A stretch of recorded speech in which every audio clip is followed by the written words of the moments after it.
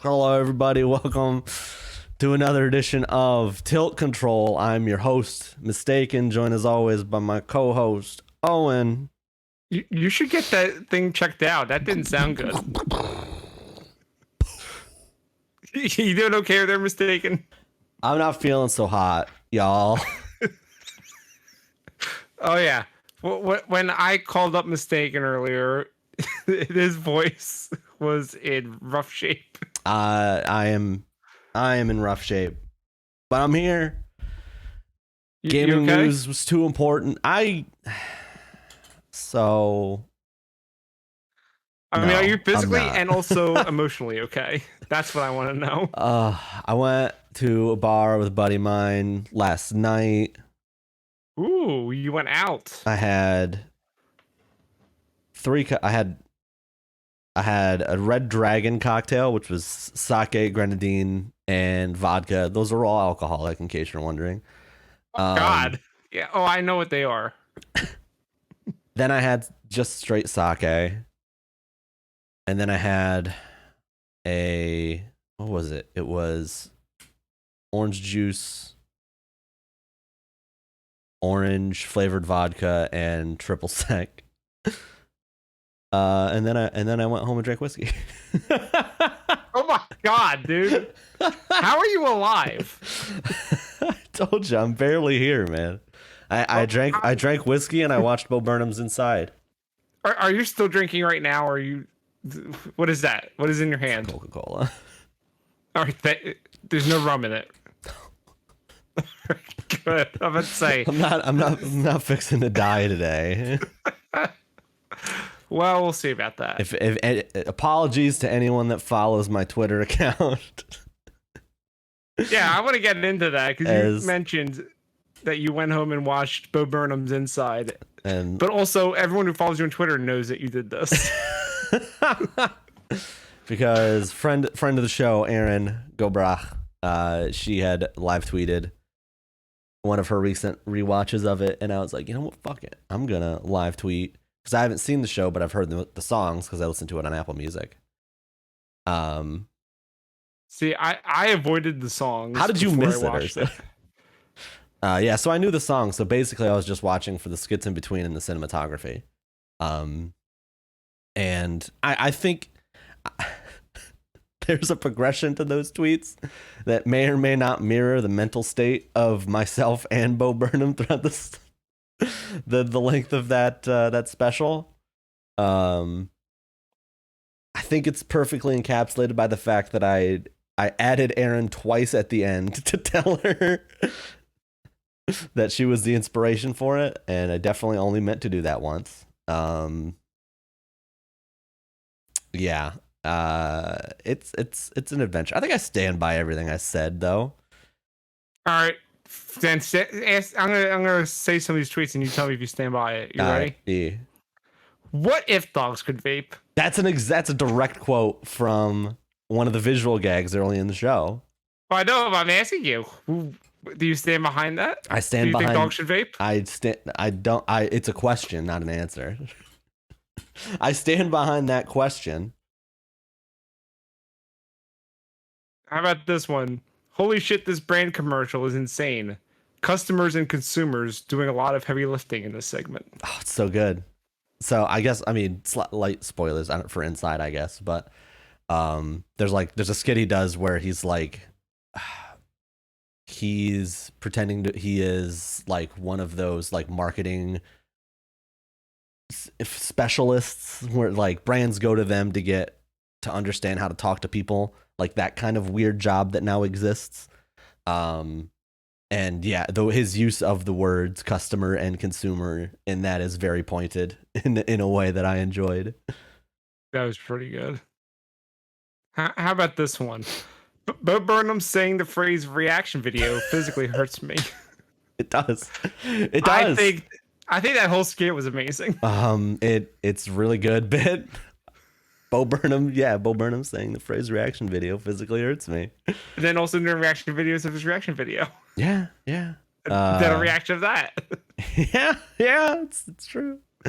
So good. So I rewatched it again this morning because maybe the end of it was a little fuzzy from my initial viewing, and I think something that I kept thinking of even other more things I wanted to say about it. I didn't live tweet these, but it's really interesting if you watch the special. There's obviously a turn. There's a you think there's a distinct moment, there's literally an intermission, and then after the intermission everything is like, oh, you meant all the stuff where he kept saying he wanted to kill himself? He very directly says he doesn't. Yeah, okay. For legal reasons. But in the progression of songs, the early songs are so high production and really there's a lot of cuts, there's a lot of staged shots, stuff like that. By the time he's getting to Welcome to the Internet, All Eyes on Me, the later songs, it's one shot. It's a mess. The whole thing's turned into a mess. He's still doing it, and you can watch him do all the production, but it's not as edited. It's it's more raw. It's really interesting the way that stuff kind of devolves, but it's never it's always so high quality, but it's just less produced and edited. Yeah. It's neat. It's a small thing that's in it. Welcome to the Internet, which is probably the biggest single from that album, if I had to guess, because that song's everywhere. Oh no! If you be on TikTok, that Jeff Bezos song is everywhere. Oh, is it? I haven't seen it. It's just videos of Amazon trucks going through things that it should not go through to deliver things. That's pretty good. But that song, the music video for that song, has 10 camera cuts total, and they're all in the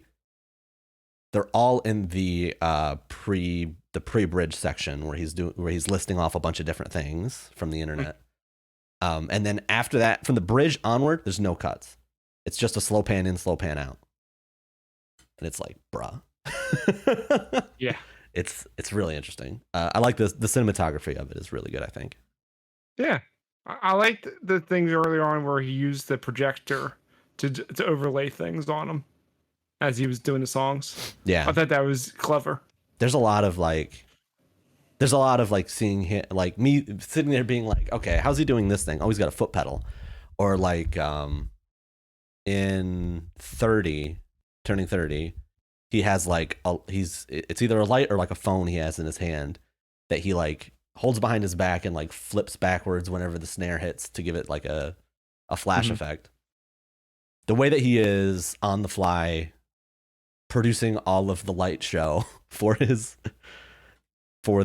that is remarkable. I'm just looking through some of these tweets. I think it's a really good. I think it's Bo's best work.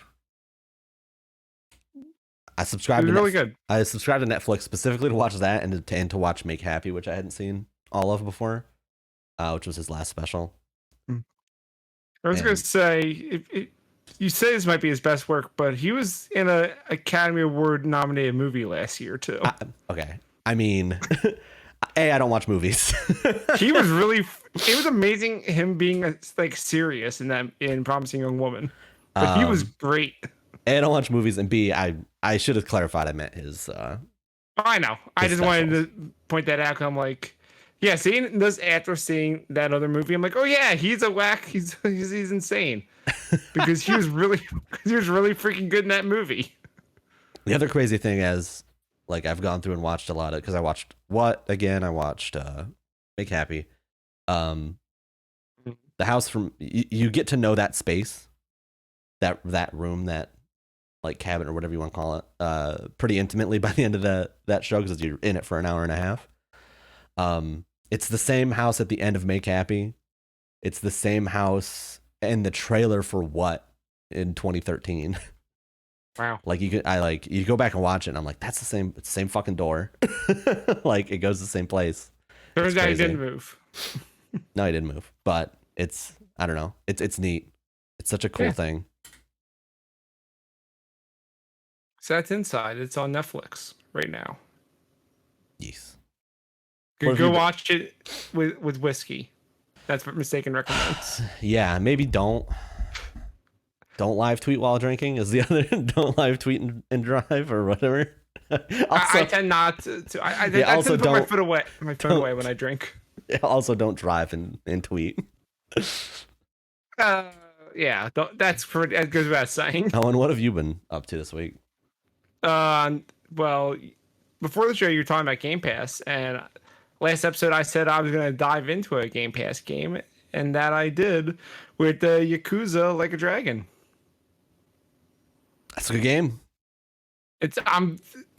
Before we started this podcast, I just started chapter 2.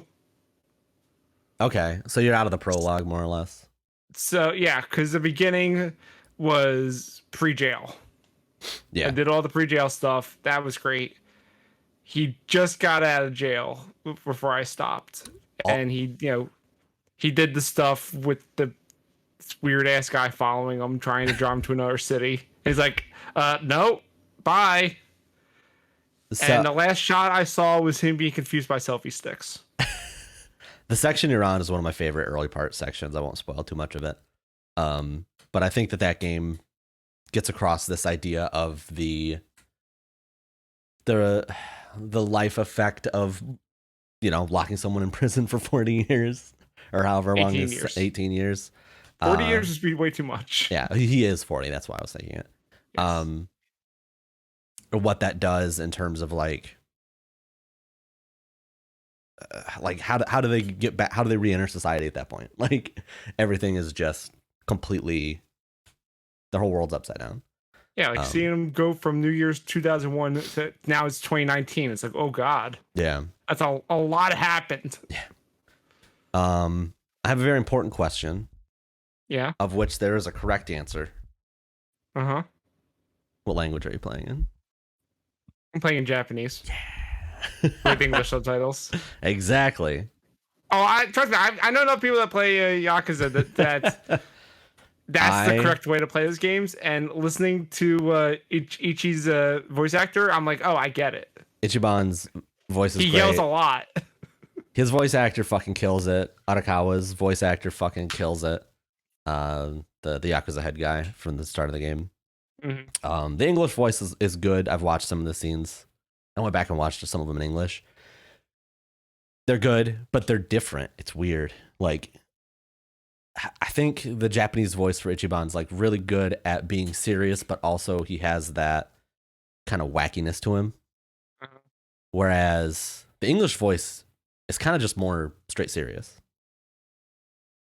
Like he doesn't have as much of a silliness to him. Yeah. Dialogue wise he does, but the actual voice. Well, yeah, the dialogue is pretty much the same, I assume. Yeah. Yeah, game's great. I'm excited to hear you to go through it. Yeah, the other thing I'm learning is there's a lot of cutscenes and very little of action. It's very cutscene heavy at the start. I think I was 10 hours in by the time I had a full party. It takes. Yeah, I don't have anyone. Yeah, it takes a very long time for them to add. Had outside random encounters, I've had maybe 4 fights so far. Yeah, it takes a really long time for them to build that party, but when it does, the gameplay starts to. Yeah, because I haven't seen any of the really weird stuff yet, and I'm like, oh, it's coming. Oh, it's coming. Because I'm in full on drama right now. I'm waiting for the wackiness to happen. Yeah, once those side quests unlock. Yeah, it's coming. I'm just taking my time with this game, though. I just taking my time and soaking it in, and so far I'm liking it. Nice. This is my first one of these games too, so depending on how I like it by the end, I'll see if I want to jump into the more action-heavy ones. Yeah, I've been tossed around the idea of playing either Judgment or Kiwami, the remake of the first one. Nice. I don't know. I will eventually. It's just a matter of when. But yeah, I'm glad this was on Game Pass and I was able to give it a shot. You know what game's not on Game Pass? Mario Golf. Well, what if it was? King of Segways. What if it was on Game Pass? That's pretty good. It's good. Yeah. I don't I've don't heard, have a lot to say about it, but I've heard mixed things about it. I think people who are down on this Mario Golf game, their points are valid, but I just don't care. How is the story mode? It's fine. How is the RPG stuff in it? It's there. Like, I don't. This is not selling me on this. I mean, if that's what you're coming to Mario Golf for, then you shouldn't be playing Mario Golf. It's not an I RPG. should just go back and play the Game Boy Color one. You should play Golf Story. I already played Golf Story. We should play Golf Story again. I never finished that game. I kind of fell off it real hard. That's not this game. That's not this franchise. There was like one game that was that. And I get that folks want it to be that, but it's like, it's just not what it is. If you accept it for what it is, I think it's really good. The course How's the golf? Good. I like it. I've been playing this and I've been playing Clap Hands Golf, which is the golf game from the Hot Shots devs / Everybody Golf devs. I don't know why they have to keep changing the name, but and yeah, I like it. I think it's good. It's fun to play online. Like, I think the online's really good. How's the speed golf thing? Very fun. I think it's really fun and silly. Good. I also like that. I guess, like, I've seen a lot of people, like, maybe I'm just weird, but like, if I'm playing golf, I don't want to see you take your shot. I don't give a fuck about your shot. Damn. I like that you can play this mode and just all take your shots at the same time. Even outside of speed golf, you can all just take your shots at the same time and then like get through 9 or 18 holes in less than 5 hours. Wow. Okay. That sounds pretty good. There's a speediness to everything, not just because they're speed golf, but just in general. It feels a lot snappier than most golf games because you don't have to sit around and watch everyone take their turn. If you play online, you also don't have to wait for people to take their turn. Right. Based on how the lobby's set up. Yeah. So you can set it up. You can set it up so that you do, or you can set it up so that you just all take the shot at the same time. I like the flexibility of that. It's nice. Pauline is in the game, which is always a plus. She's great. I'm all about Pauline becoming a regular. They brought her back. Yeah. I'm all about her being a regular in these sports games. King Babam's there, which is great. What? Yeah, King Babam is there from Mario 64. Yes, he is a golfer in this game. They brought him back. Has he appeared in anything else? No. Okay, sure. Why not? And they've already announced at least one new map because they're doing a new Dunk City map. Mm-hmm. So I mean, if $60 feels a bit steep, just see what it's gonna have free DLC. See how that shakes out, and then maybe reevaluate it once that's all out. But if that stuff ends up being good, how was the DLC for tennis? It was really good. Generally, I mean, they supported that. It wasn't like Mario Party where they just left it alone. They were adding stuff for that for like 6 months to a year, I think. What was it? Courts? Was it characters? Courts and characters, yeah. Nice. And obviously, like, they have the same idea for Mario Golf, but a golf course is a bit more involved than a tennis court. A little bit. So we'll see how it pans out, but they at least have one map coming. So nice. And I like that because it's a reason to go back and play it every so often. It's like, hey, a new course is out. Let's check it out. Yeah, that's good. And I'm probably not going to get it, but it's cool. Got motion controls. All right, now I might have to get it. If I can use tilt controls. And does it give me the option to say that I'm using tilt controls? No. All right, I'm back out. I played a little bit of golf with the tilt controls. I think it's really fun. Hell yeah. Especially if you've been having a few drinks. The only the the only downside is that if one person's using tilt controls, everyone has to. Finally, the way it should be.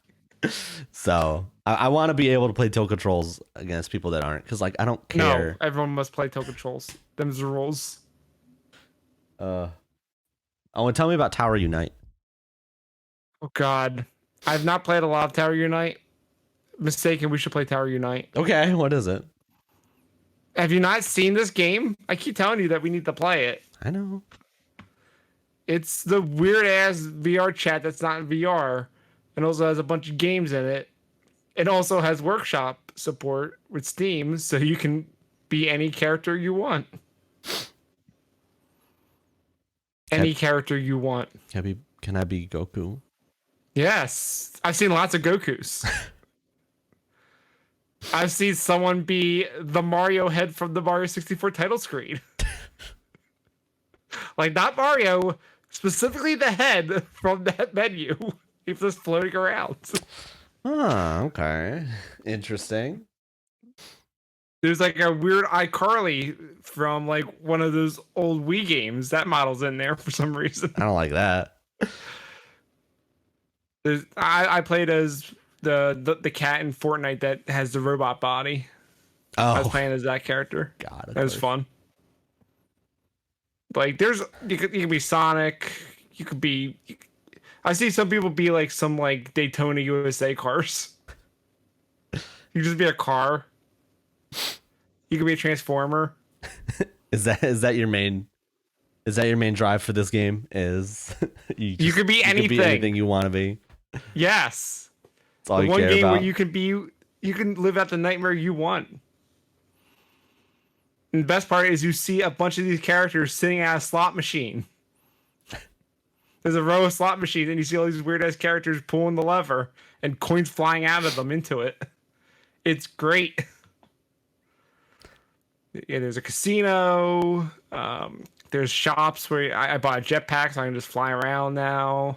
I rode a roller coaster. You can play like laser tag and other mini games with people.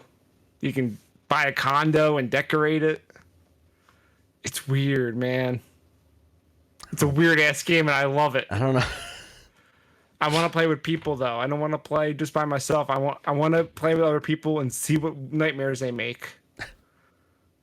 So this is just your pitch to try and get me to play it. That's what you're saying. Yes. And anyone who's watching, they should play it too. Oh, maybe I will. You should watch some of the streams with Jeff Gerstmann playing it. It will sell you on it. Maybe I will. Yeah, that's where I heard of the game. Is when I was watching Giant Bomb and they're showing it off. I'm like, oh God, I need to play this. Oh, I don't want to do that. Interesting. Yeah, Tower Unite's on Steam. You should go check it out. You know what I have? Play it with me. You know what I have checked out? What? Got a pair of survival crafting games. Are they on Game Pass? They are. One's called Drake Hollow. The other one's called Deep Rock Galactic. I've heard of the latter, but I don't know anything about it. So Drake Hollow's kind of neat. It's kind of Fortnite aesthetic.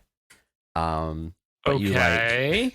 you have a base that you build for these like mandrakes, like the little like plant characters that you pull out of the ground. I meant like John Drake.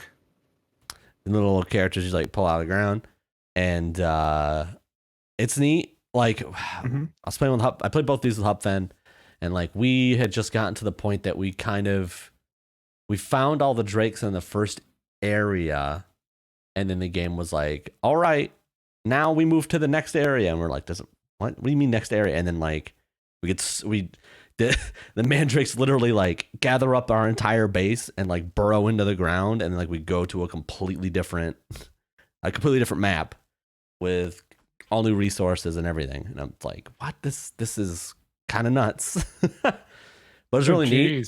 I built a pinball table for the mandrakes. And then like you have... What do you mean you built it? I built a pinball table.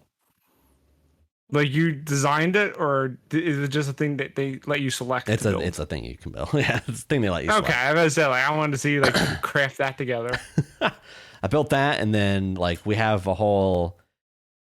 electricity, and you had to connect wires from the electrical source, which was a treadmill, Word? to everything. It's really kind of cool. The base building, and that's really fun. And then we also played Deep Rock Galactic.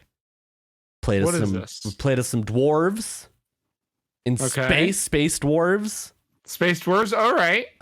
There's no real base building in that. It's all leveling up your character and cosmetics. You have an equipable beard. Oh shit.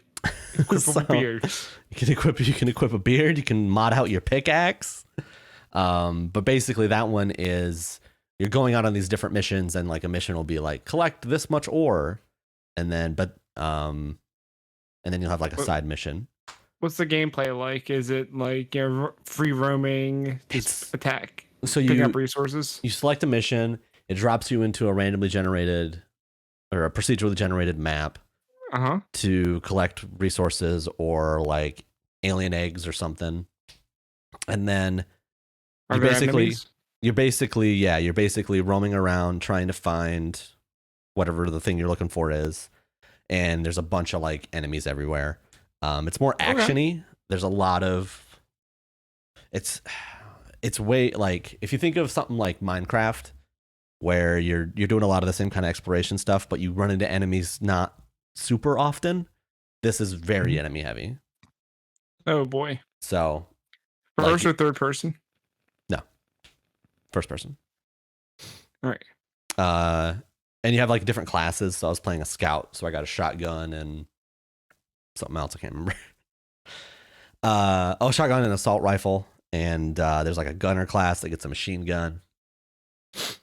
So that's cool. Yeah, and you can go into these missions with up to 3 other people. So it was me and Hupfen just going mission to mission. And like there's a decent amount of chaos. Like if you spend a certain amount of time in an area, you'll get a radio call that's like, hey, a swarm's coming in, and then like there's just a horde of enemies show up all at once. And you kind of have to fight through that before you can continue. We ran into like a double boss. Double boss? we literally were just mining, and then all of a sudden 2 giant like Dark Souls health bars showed up. And we were like, what is this? And that was a lot of fun and super chaotic. I managed to kill one by dropping a supply pod on it. Word? So I was like, we need supplies. I'm going to drop a supply pod here. And then how much damage did it do? It fucking one-shot it. It had like half its health left, and then the pod landed on it and just obliterated it. That's a good strategy. Yeah. So that game was really fun. Both Drake Hollow and Deep Rock Galactic were games that when we were done, we were like, man, we need to come back to these in the future because these are kind of sick. Nice. So if you have Game Pass, I recommend checking out Drake Hollow and Deep Rock Galactic. They're games you may have seen but weren't sure about. Like Drake Hollow, was Hupfen's pick, and she was like, "Yeah, it looked cool." Like she didn't know anything about it. Well, it's Game Pass. There's so many good things on there. Oh, I also tried out xCloud. How was your experience with it? And what platform did you play it on? I played it on my PC. Mm-hmm. My experience was fine.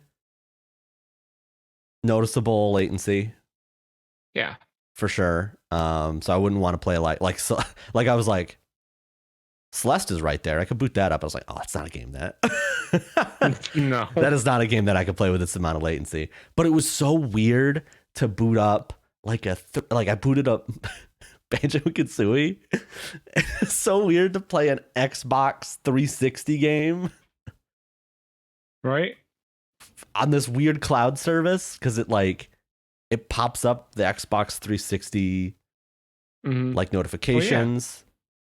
It like I played a couple games, and then at the it popped up the notification like you last signed in on a different Xbox.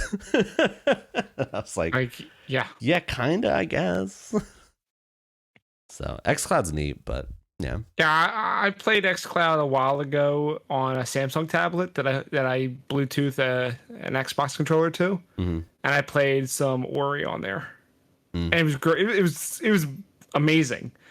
I could just play it on the go on this tablet, and it seemed to work fine. Yeah, I tried playing Descenders. That was too. Everything I tried, I needed better fidelity. But Yeah. I think right now, like if I played something like Dragon Quest or Yakuza on xCloud, I think that would be super doable. Yeah, especially if you're like we're away from home. Yeah. Like if you're at a PAX and you wanted to hook it up something to the internet and then just play it, you could do that. Yeah. It's cool. It's a cool thing. It's not the most ideal way, but it's a cool option to have. Well, you've got one last cool thing to talk about for our break. Oh, do I? So, Mystakin, my birthday's coming up. Happy birthday. Thank you. It's in a couple weeks. It's why the schedule for this show will be a little weird coming up. But I decided I wanted to treat myself to a little birthday present. So I went and ordered a Philips Hue gradient light strip. You're a fan of Philips Hue, yes? You use them at home? Yep, that's my lights right here, and the light behind me are all Philips Hue. You're on a green screen right now in the stream. No one can see your lights.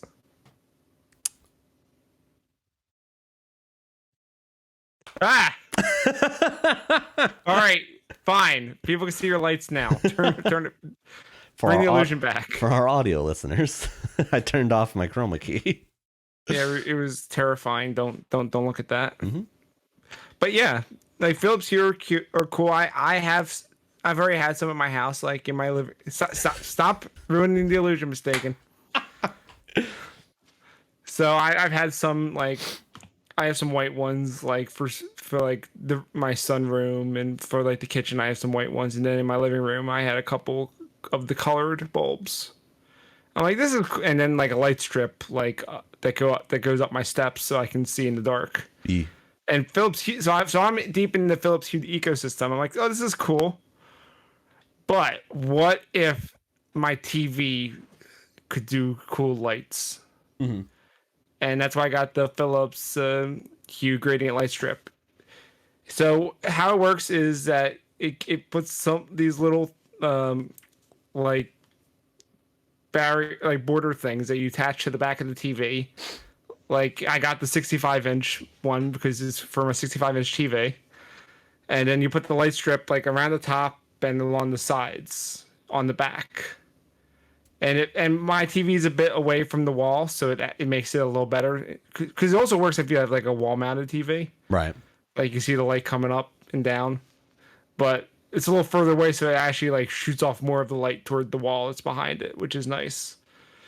So I also had to get a sync box, which is a little HDMI thing that you plug your devices into it, and then yeah. I was wondering how you were doing that because you posted a thing on Twitter, and like I've never been able to get, because there's always different apps to do stuff. I've never been able to get it to work, but I forgot that Hue just makes a sync box that's like it's HDMI pass through, right? Exactly. So it's 4 inputs and then outputs. So I have 4 inputs going in, then one goes to my soundbar. So it fixes my issue where I had to keep switching around the wires to get the best sound into my soundbar. Yeah. And what's great is the sync box passes through 4K HDR. It passes through Atmos, so I'm not losing any of that stuff. And it's like a switch, basically, right? You just can flip to whatever input you need. Yeah, through the Hue Sync app. Yeah. And what's nice, get one of these. But only one problem is with the Series X, it wasn't working right away. It's because it doesn't support 120 hertz. You have to drop to 60. Yeah.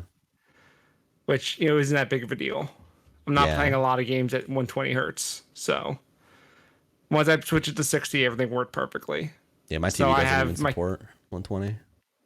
Mm-hmm. So I have my my cable box hooked up to it, my Apple TV, and my Series X. and all of it works great.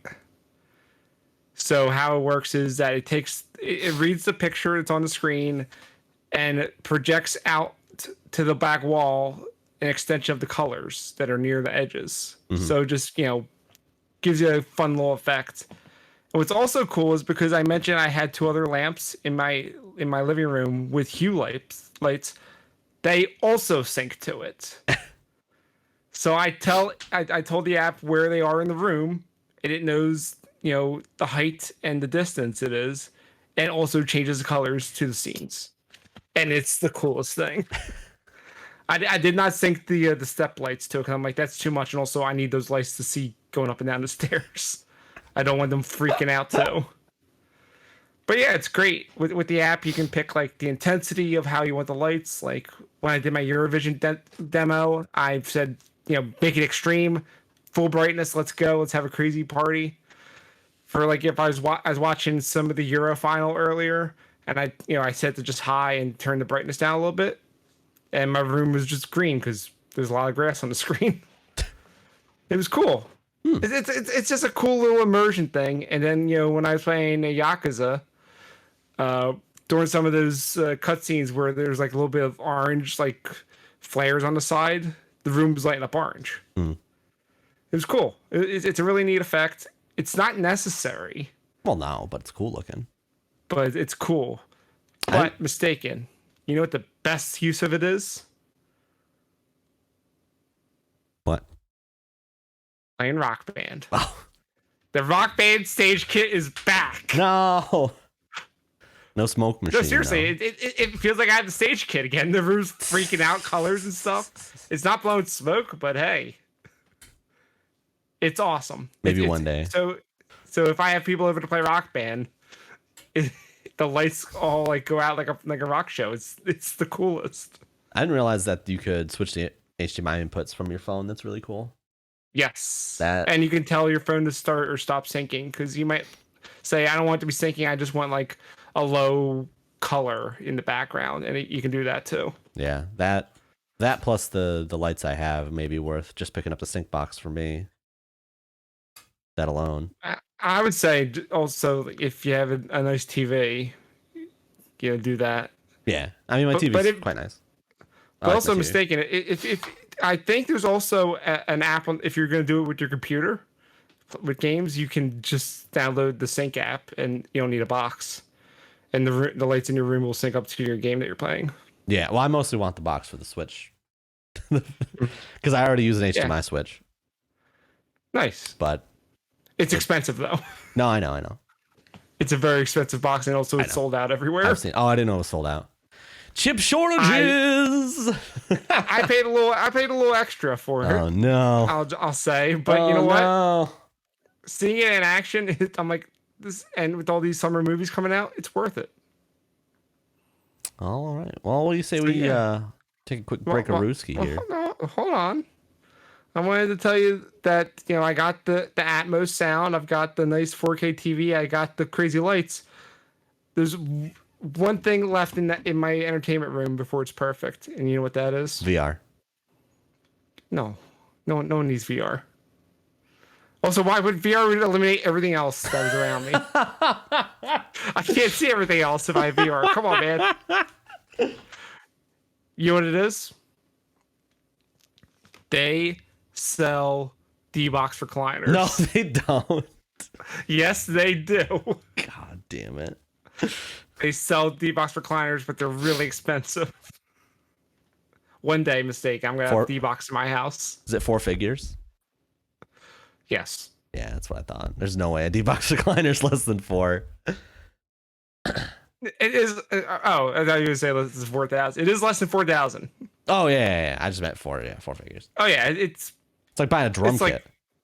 It's like $3,700. Yeah. But it's also like a leather recliner. Yeah, true. So it's one day I'm going to get a couple D-Box chairs, and then I will never leave my house. We've all got goals. Yeah, man. But yeah, that's all. I just wanted to let you know that's the next step. I'm looking forward to seeing it. Well, it's going to be a few years. Let's take I just spent a lot of money on these lights. let's take a quick break. All right, we'll take a quick break, and then when we come back, we got some. Was there any news that happened in the last couple of weeks? It's quite a bit of news, actually. All right, I guess we'll do that. So we will be right back. Fucking hate ads on YouTube. There's this ad that runs on YouTube that's like for like baby formula or something. That's Word? like, Congratulations on the baby. yeah, I don't know why I get it. But it's like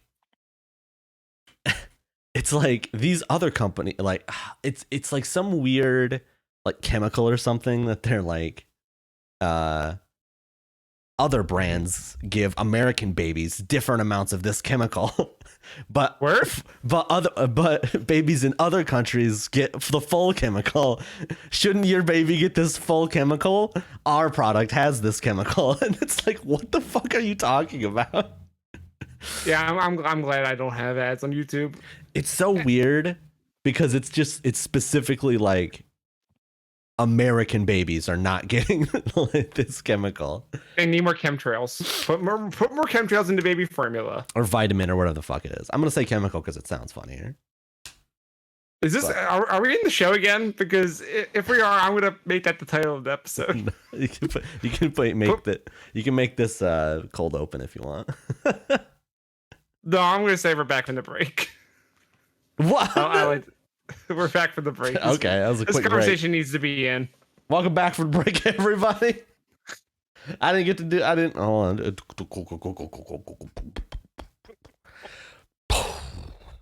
Hello, your fault everybody. for having good conversations during our break. I was thinking it'd be a cold open. No, we don't do cold opens on this show. Speaking of cold open, Mortal Kombat 11. That's not a segue. No, I'm busy writing down the title of the episode. It's called Chemtrails in the Baby Formula. No. Yep, that's it. Owen, that's the one. Tell me about Mortal Kombat 11. It's a game that Ed Boon made. Mm-hmm. I guess Rambo's in it. RoboCop's in it. What the fuck? I don't know what this is anymore. You put this in here. No, I don't know what Mortal Kombat is anymore. Oh, okay. They have RoboCop. They have I don't know. Point is, they're not doing any more DLC. They're done working on Mortal Kombat 11, and they're working on their next project. Here's my question for you, Mystakin. Is it Injustice 3? Yes. Or is Ed Boon's, his trolling real? Because have you seen what he's been trying to push around lately? The rumor was that it's a Marvel versus DC game, right? Yeah, he's fueling the flames with that. Yeah. Which, yeah, maybe. Yeah, do it. I would. I'm not a big fighting game guy, but I would play that game. I think a lot of people would. I want Batman to beat up Iron Man. Yeah, that sounds like a licensing nightmare. But in terms of like, remember do you remember the rules around certain wrestlers in the WWE games? Oh no, what? Like, there was like specifically like one of the years where they were like, if you're doing screenshots for our game, make sure that Triple H is not in any compromising positions. Like, he needs to look strong at all times. Well, yeah, that's because he's in a position of power. You can do that. Like, but there's like specific rules around that, and I imagine that like Marvel would have a similar set of like weird restrictive rules of like in the trailers, Superman can't beat up Iron Man or something like that. The trailers are fine because here's the thing. You might be worried about DC and Marvel licenses. Have you seen Fortnite? You can give Batman a gun. I guess that's true. You could have a European football man headshot Wolverine with a sniper rifle. European football man. They have them in the shop right now for the Euro final. I see. They actually licensed skins of the guys. And they're adding LeBron James later. Okay. Apparently, there's gonna be an unlockable gold version of LeBron because why not? Of course. But yeah, but yeah, you can have Iron Man like doing a dab or flossing. I think that if Fortnite can get away with this stuff, I think Ed the Boon rules can. might be a little more relaxed. Yeah, maybe. Ed Boon can make Iron Man dab. I sure make Iron Man dab is not the title. No. Okay. Hey, Owen. There was the Fortnite Batman comic book that came out recently where they had Harley Quinn like flossing a lot. I don't like that at all. And they're like, stop flossing. She's like, I like it. I like flossing. Fuck you. I don't want to ever leave Fortnite land. I can shoot people and floss. It's canon, by the way. Owen. Hey, what's up? When are you gonna play 14 with me? What? When are you gonna play Final Fantasy 14 with me? When are you gonna play Tower Unite with me? When are you gonna play Final Fantasy 14 with me? Never. I don't like Final Fantasy. We had this conversation. No, we should. It's the perfect time considering it just broke its concurrent record on Steam for most people playing at once. Why? They didn't put anything out for it. I believe this was actually because of an influencer. But fucking Ninja. Yep, definitely Ninja. or was it Sonic the Hedgehog as a VTuber? Maybe soon. Maybe Sonic will play Final Fantasy 14. As Nevik wonderfully points out in chat, have you heard of the critically acclaimed MMORPG Final Fantasy 14 with the expanded free trial, which you can play through the entirety of Realm Reborn and award-winning Heaven's Word expansion up to level 60 for free with no restrictions on playtime? Are they paying us to do that?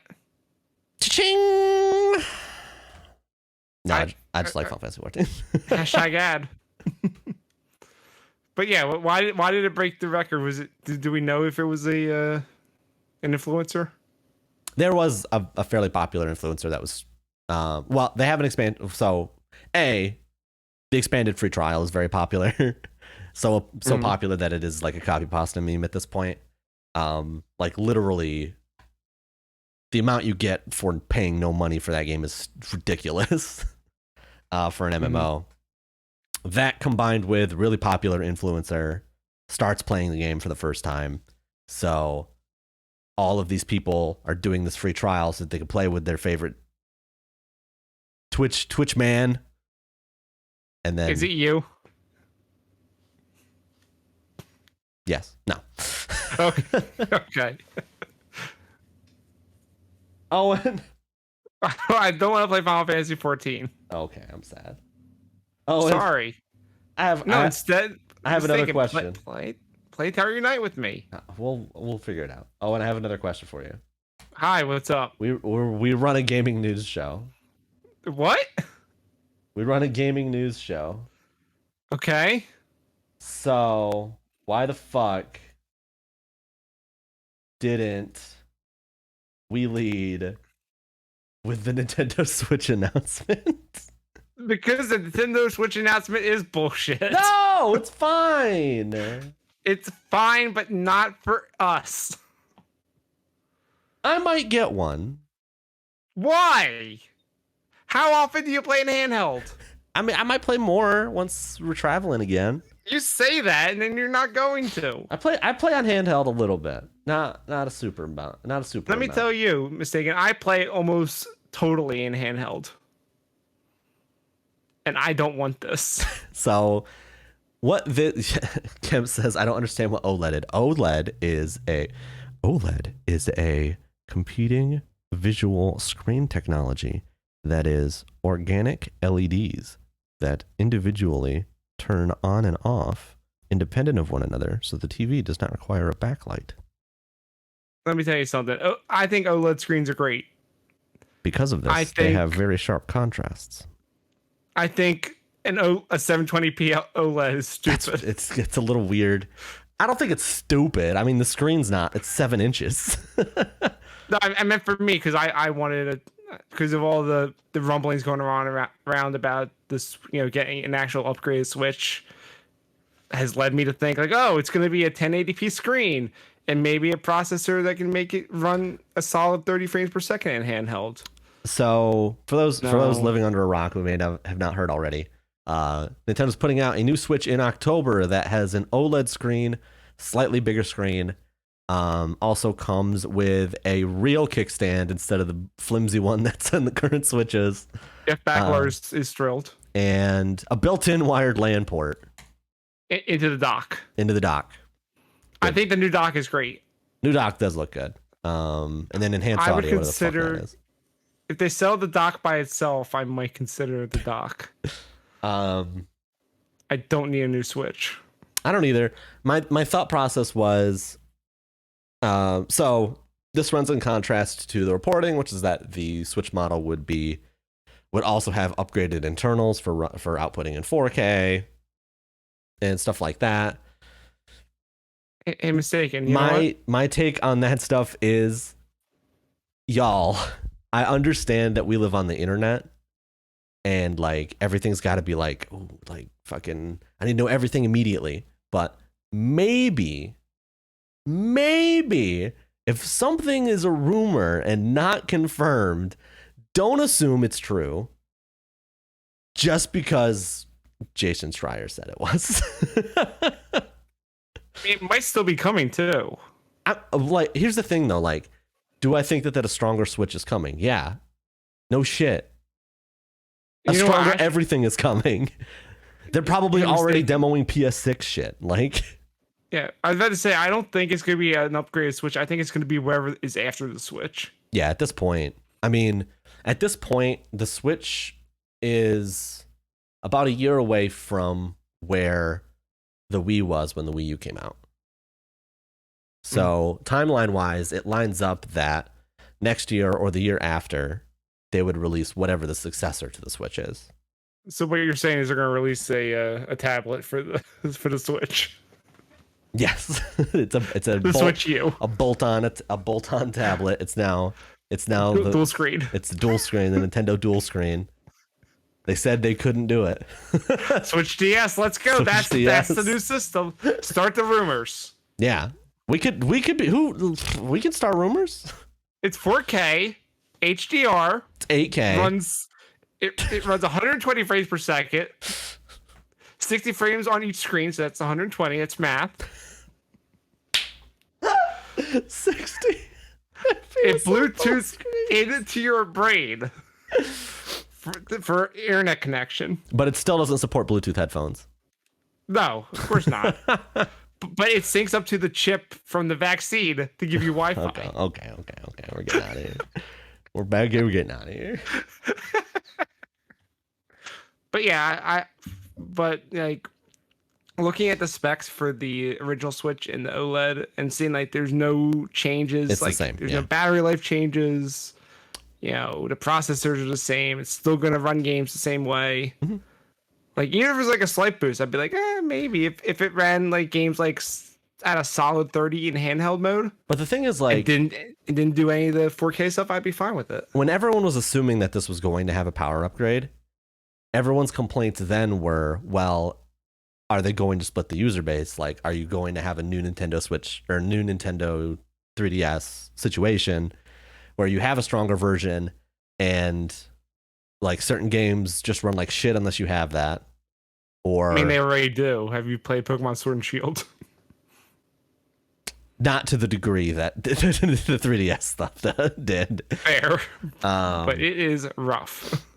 It is, but like, I think people were in that boat of like, are you going to do that? Are you going to make stuff exclusive to it?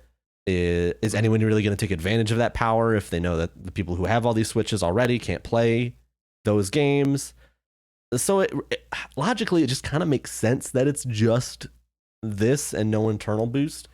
But I think people just really want. Internet's big bad. I think people want to Switch 2 is what they want. I do. I want to Switch 2. Yeah. Again, I don't care if it does 4K. Yeah, and that was the thing is like, I don't need a Switch that does like DLSS to get 4K. I just want a Switch that runs games at 30 FPS.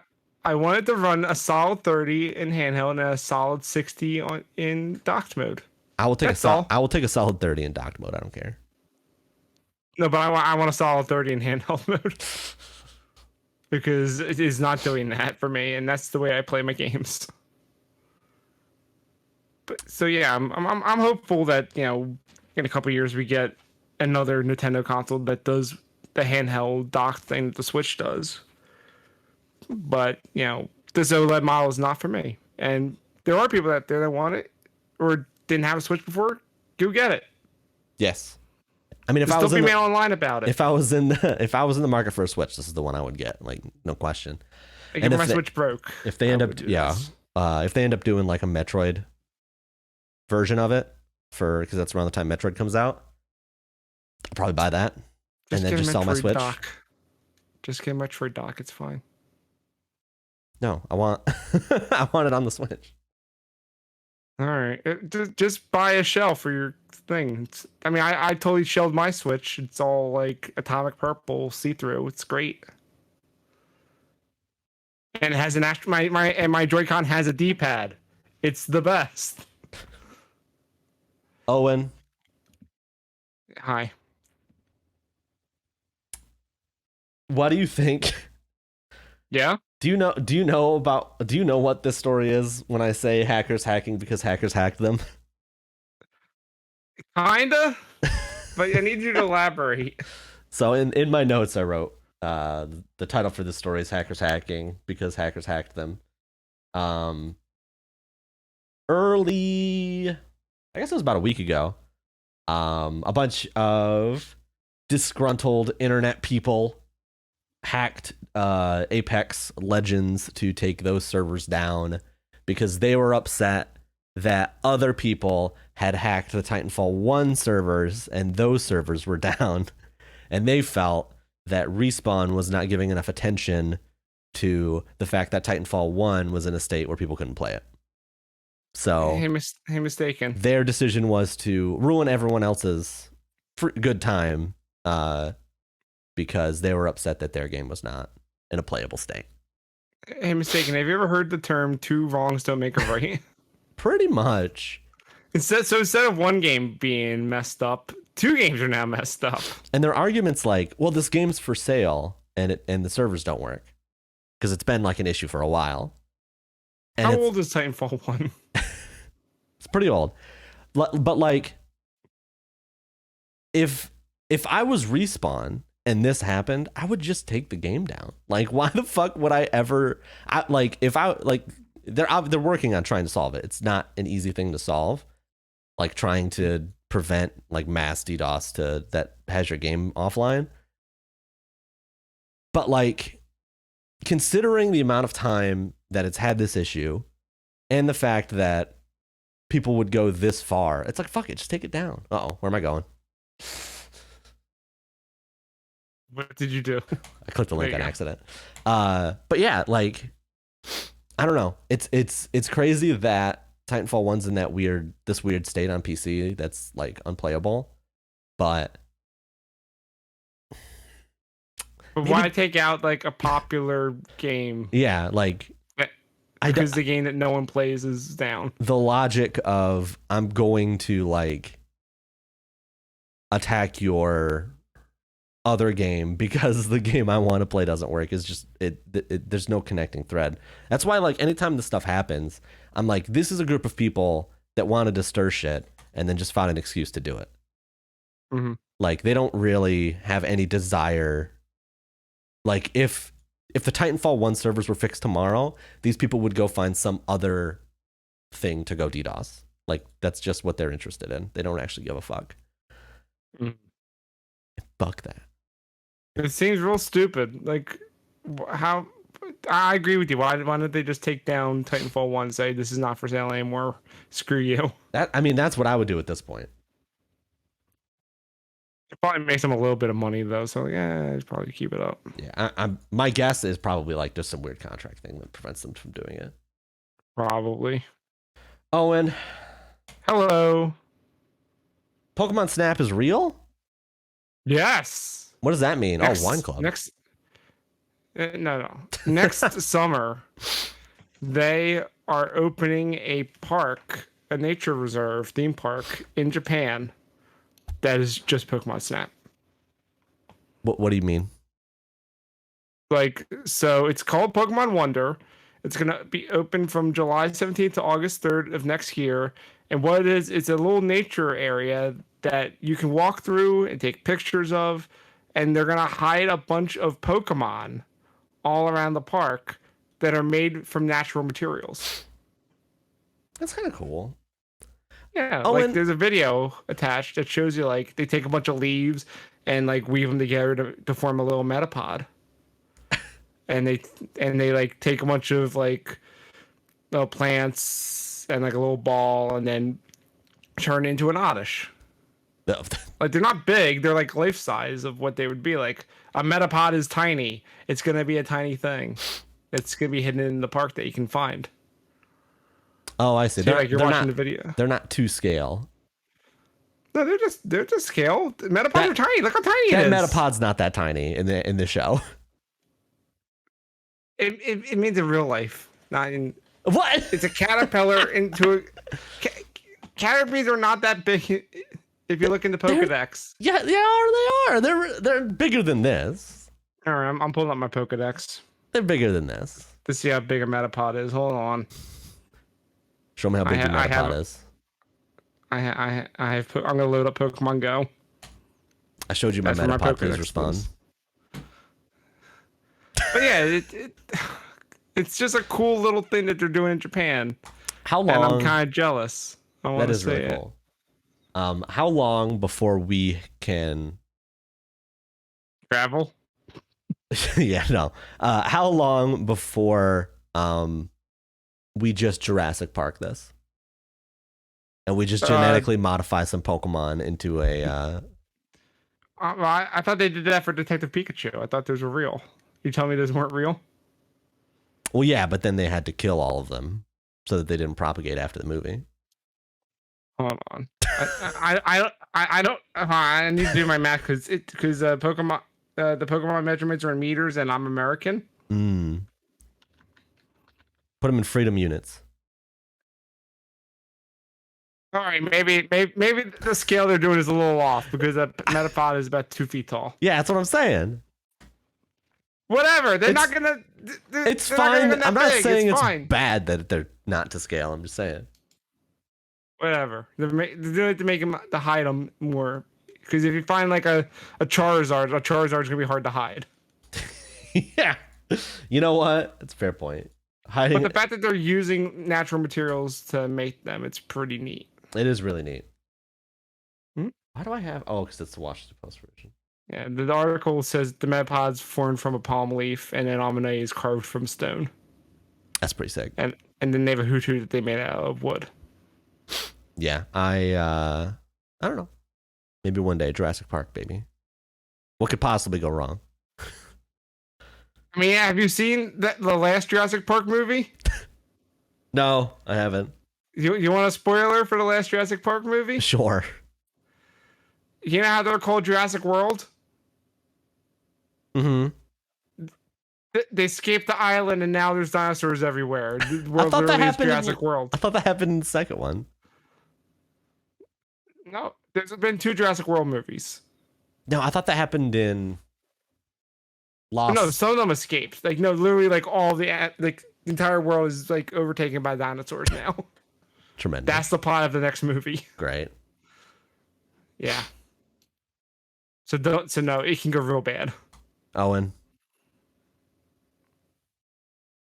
Sony about Housemark. What Housemark made? Did they make Returnal? Housemark made Returnal. They also made Resogun. Those are the 2 names that people say that they made. Yeah, because they're. What do you mean?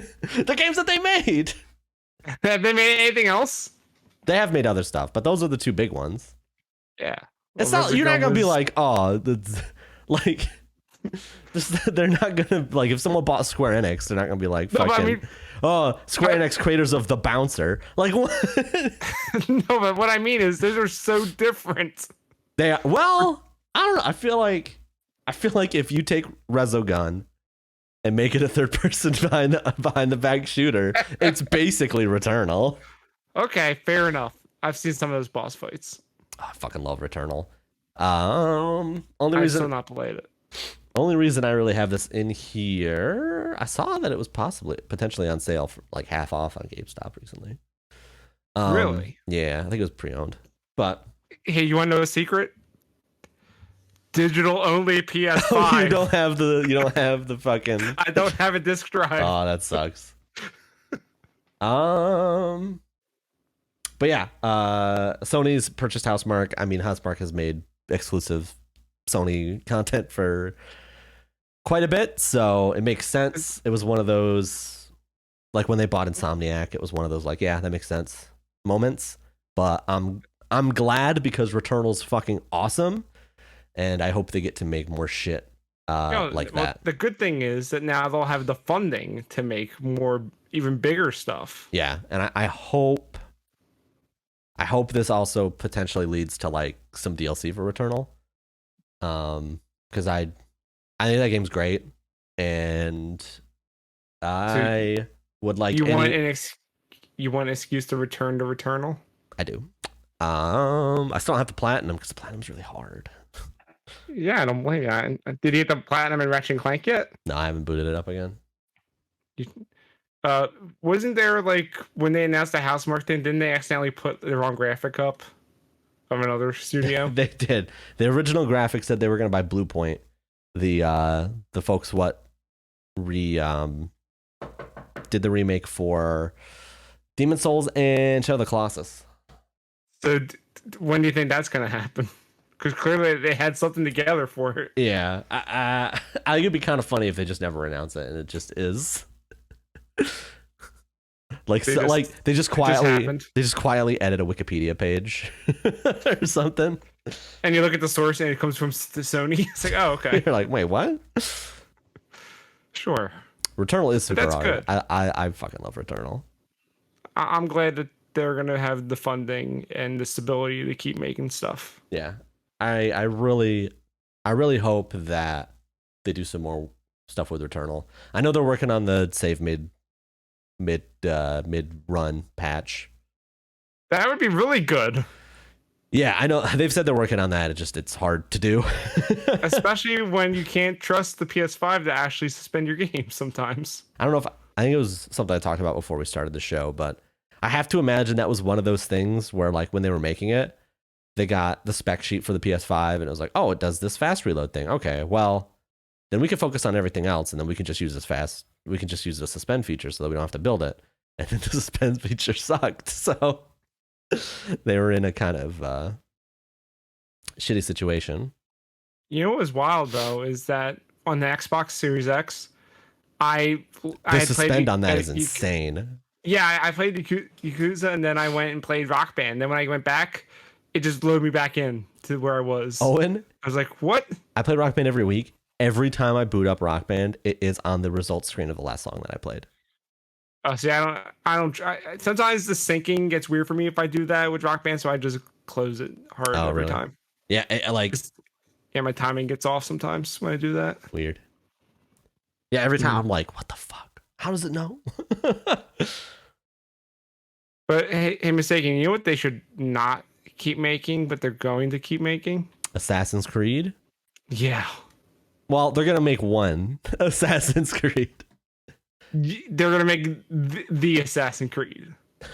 The Assassin's Creed. Or, they're going to just take a page out of Halo and just call it Assassin's Creed Infinity. They should just call this Assassin's Creed. If you're going to make a live game, don't do a subtitle. Just name it your franchise. No, it's Infinity. What you're gonna do is you get the portal and you buy the little figures and you tap them on the portal and then you get Ezio in there, or you get a rabbit, or you get the guy for Splinter Cell. It's great. Remember, it's an actual fungible NFT. No, my God. Fuck off. That's what Amiibos are. Amiibos are fungible NFTs. Off. They're fungible tokens. That's what Amiibos are. I like a month before they canceled Disney Infinity, said to myself, I should get into Disney Infinity. And then I was like pricing it out. I was planning to buy it and stream it. And then they were like, yep, pulling the plug on this shit. I think I feel about Lego Dimensions. I went deep on that. Yeah, but I mean, Lego Dimensions ruled. That yeah, was so good. I feel like Lego Dimensions was probably the best of those toy. I mean, it had Back to the Future, it had Ghostbusters, it had Sonic the Sonic, Hedgehog. yeah. It was great. So, yeah, Ubisoft.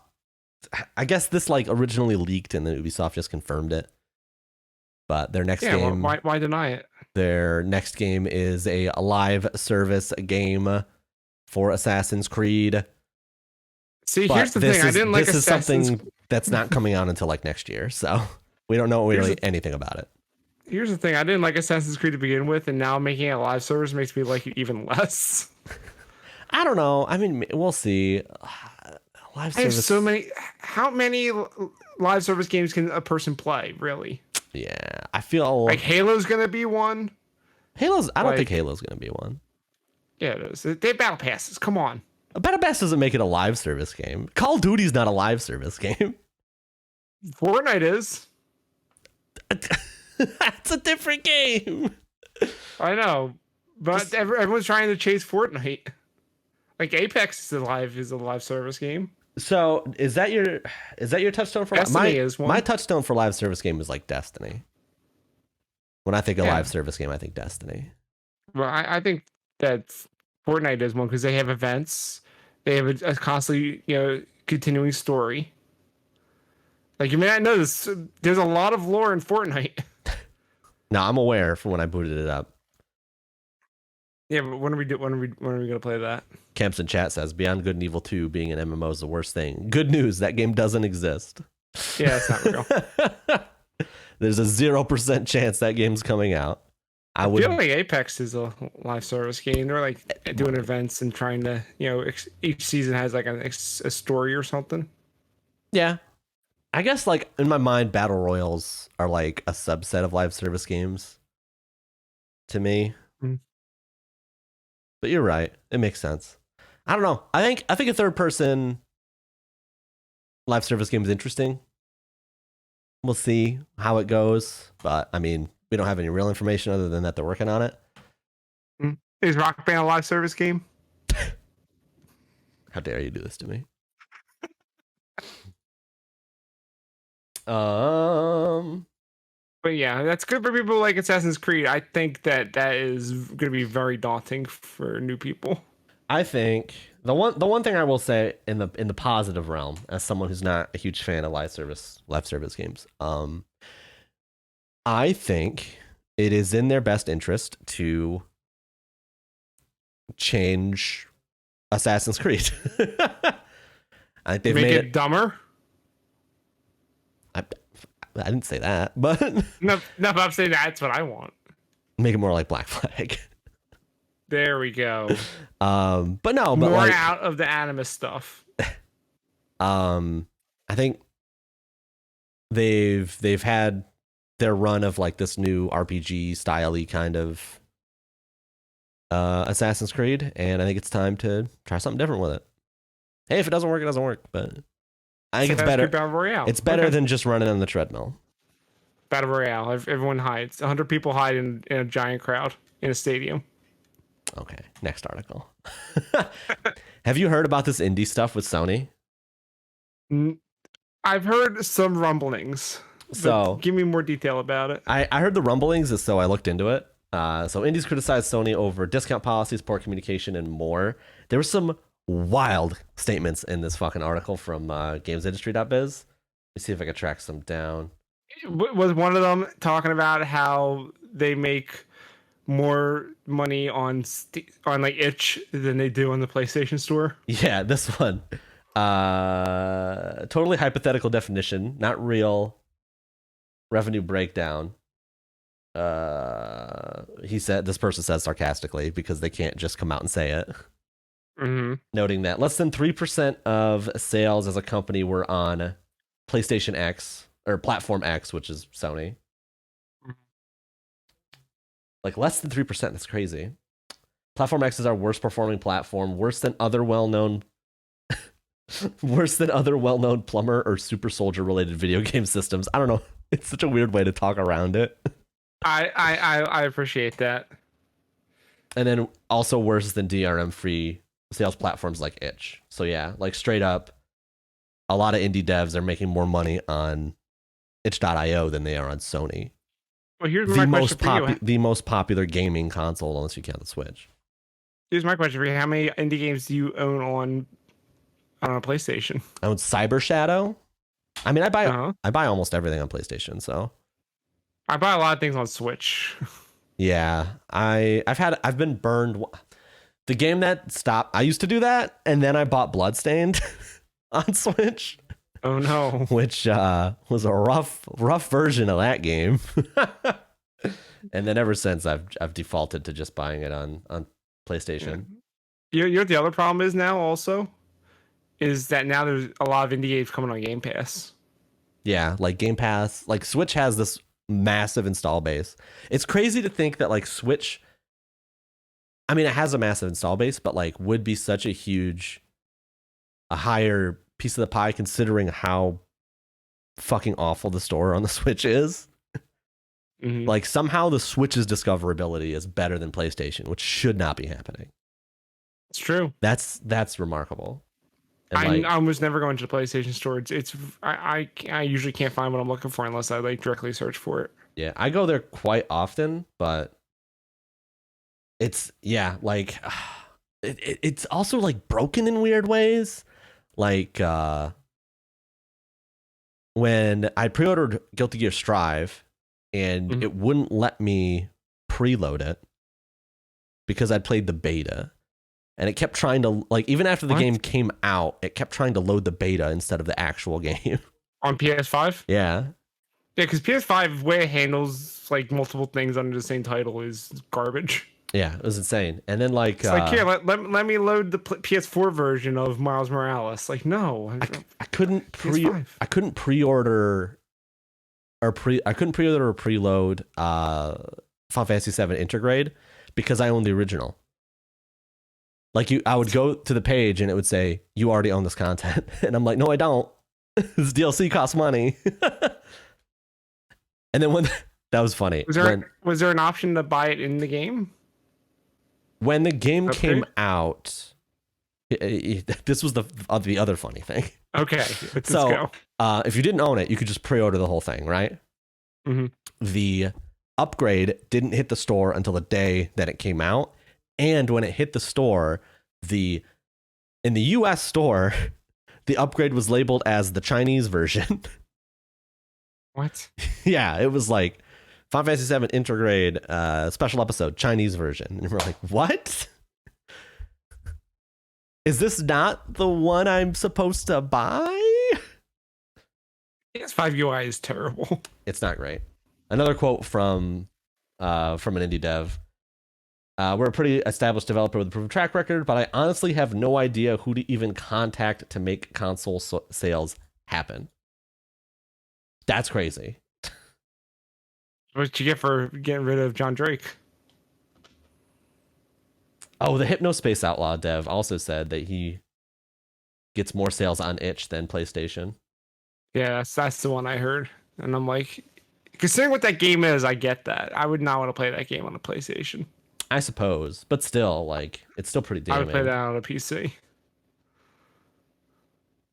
Yeah, it's like, I feel like, I don't know. Sony needs to get their act together. They're coasting. Yeah, they got real, boastful after the PS4 was surpassing the Xbox, and now the tides have turned again. Yeah, I think they're coasting. Yeah, and Game Pass is eating their lunch because Game Pass, like PlayStation has nothing even comparable. No, I mean they have PlayStation Now, but it's just not the same. That's not even close to the same. Hey Owen. Hey. You want to sell some video games? Yes. Let's go see. I'm gonna go shrink wrap my N64 and go sell it. Not That's in how a this works, right? Not in a box. You're just gonna shrink wrap a 64 out of the box. Yeah. And sell that. Do I need the box? No. Oh, I have my PS5 box. I could just go put my PS5 back in the box. This is all in relation to a Legend of Zelda cartridge which sold for $870,000 at auction recently. Mystakin. What up? Can I just get that for like a couple bucks on like the eShop? You can, but this is not. Well, why would I pay that much for the same game?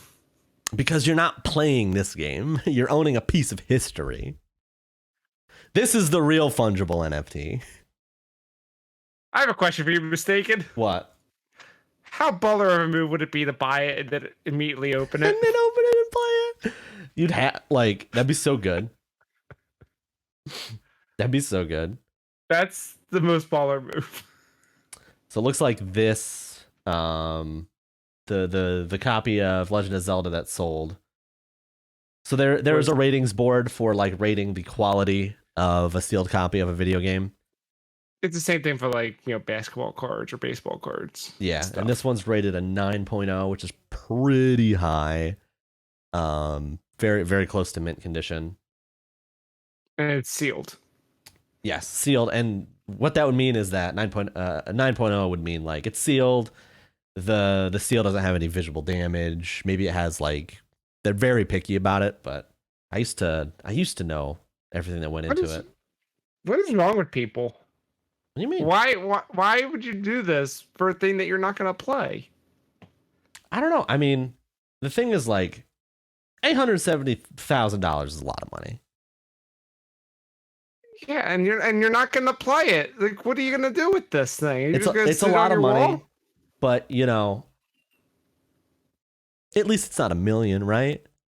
No, yeah, surely no one would spend over $1 million on a sealed copy of a video game. Mystakin, if you spend over $1 million on a sealed video game that you'll never play, you're an idiot. A sealed copy of Super Mario 64 sells for $1.5 million. In the same week.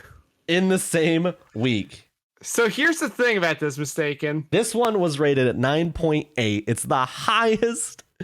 That's the highest rating I've ever seen on a video game for this sealed shit. Mystakin. Here's the thing too, because the Zelda thing set the record for the highest, price for a video game sold, and then Mario just shows up out of nowhere and eats his lunch. Yeah, July 9th, I believe, is when the Zelda was sold, and then this Mario one was sold today, the day that we are recording this podcast. Oh my god. $1.5 million. Wow. When they said that they were only going to sell that Mario All-Star thing, they really did kill Super Mario 64. This is how desperate people have gotten. Mario is dead. And now you have to pay this much money to play it. I like that this article also says that. You can play rest easy knowing you can play it for much cheaper thanks to the Mario 3D All-Stars. Oh wait, no, you can't. Because Mario's dead. They killed him. At the end of March, he died. You cannot. Why that much money for a thing that you're not gonna play? Because you have it. What are you gonna do with it? You have it. You put it on your shelf, sealed. Like, I don't mean like it's never leaving this 9.8 case. Period. Yeah. You buy that, you put it on a shelf, and you tell somebody, I have the highest quality condition copy of the first 3D Mario game. And I go, that's okay, I guess. And then can we play it? And then someone like, they raise their wine glass and they're like, no. Here, good sir. Is that a Mario 64 in a sealed copy that I see? Bartholomew has a signed Zelda that he says is quite rich. But you here, what? You like this voice? You, sir, no, I don't. Have surpassed even him. I was going to ask, how much you want to bet they also have a sealed N64? I don't know. To go with it. The thing is, like, I don't know if I feel like these kind of things don't go to game collectors. They just go to general collectors, like people who like rich fucks who buy it and then maybe 5 years from now hope to sell it for 2.5 million. All right, Mystakin. We need to go buy an OLED Switch now and never open it. And never open it. Yeah, like I just imagine. We'll wait 25 years and Yeah. we'll make all the money. Let's go.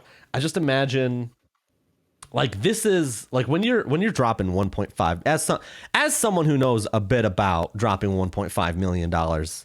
Obviously, I think we've all been there. What? This is it's an investment, right? Why is it gonna go up?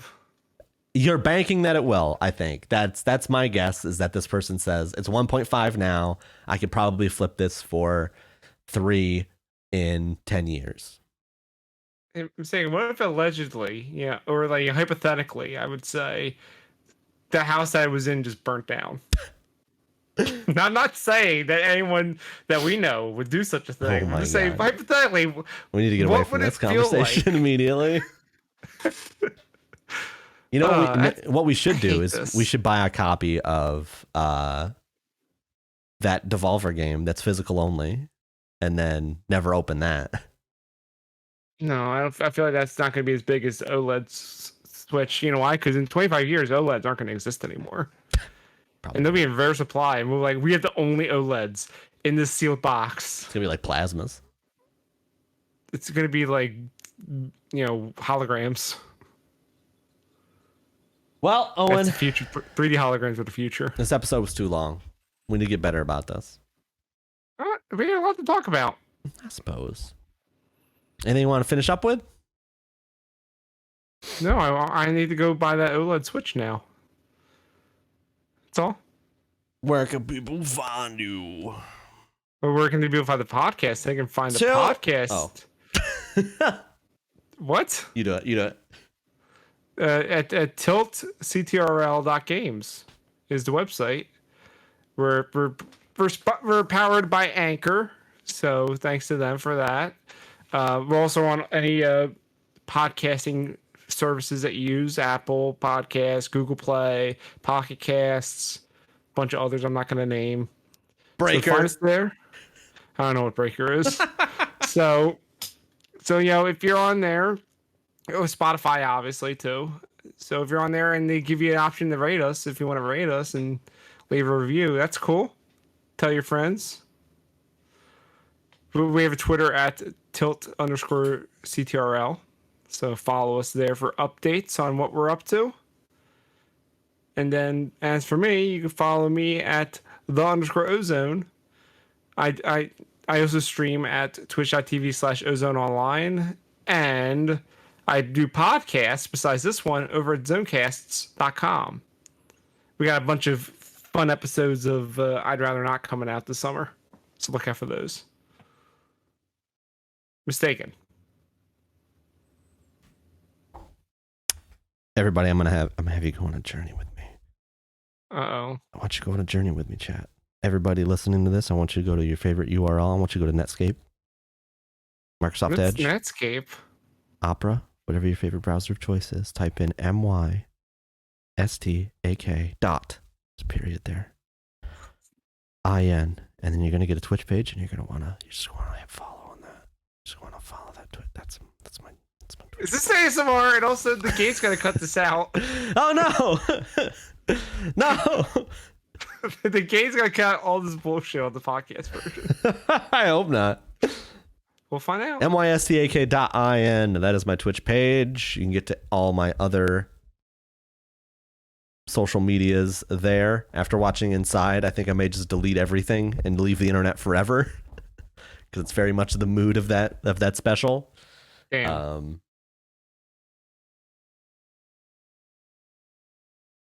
That it? Yeah, I was gonna see how long we could sit in silence. No, you already said this is long. Let's end it now. Thanks everyone for tuning in. We'll be back at some point in 2 weeks. We have to figure out when that's gonna be. Yeah, keep an eye out.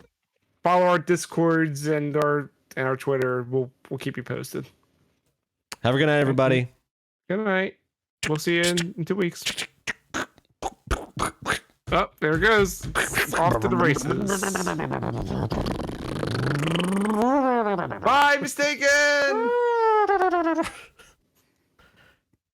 Da-da-da-da-da-da-da-da.